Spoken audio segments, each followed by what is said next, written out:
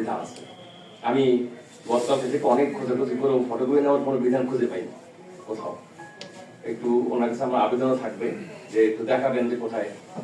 উনি ওভারফোন জেনে আমাকে জানিয়েছেন। পোস্টার লাগানো আছে, এখনো মিনিমাম 500 পোস্টার ধানের শীষের লাগানো আছে।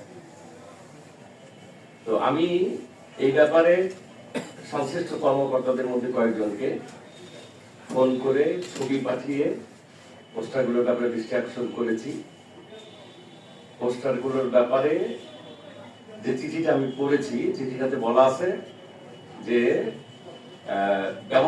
প্রশাসনিক ব্যবস্থা গ্রহণ করতে পারবেন। সেটা হলো দেশের বিভিন্ন জায়গায় ফাইন করার ঘটনা ঘটেছে। দুঃখজনক যেটা, সেটা কাউকে ফাইন করা হয়নি। আমি এরকমও জেনেছি, আমাকে প্রশ্ন করবেন, আমি তাহলে একটু হাঁটাহাঁটি ভেঙে দেবো।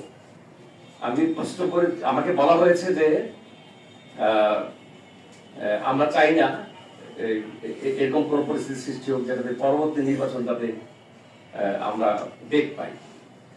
এটা করতে গিয়ে আজকে একটা দৃষ্টান্ত স্থাপন হতে পারত যে আমরা একটা নিরপেক্ষ নির্বাচন করতে যাচ্ছি, দল যতই শক্তিশালী হোক না কেন আমরা ব্যবস্থা গ্রহণ করতে পারি, প্রশাসন শক্তিশালী, এটা আমরা দেখতে পেলাম না।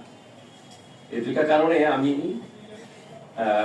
এখনো আস্থা রেখেই বলছি যে খুব আশঙ্কা হয় যে আপনারা আদৌ নিরপেক্ষ নির্বাচন আমাদেরকে উপহার দিতে পারবেন কিনা।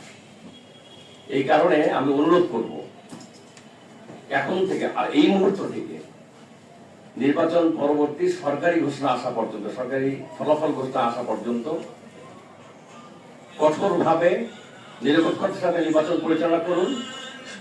জামাত ইসলামের পক্ষ থেকে আমি বলছি আপনাদেরকে পরিপূর্ণ সহায়তা আমরা দিব ইনশাআল্লাহ।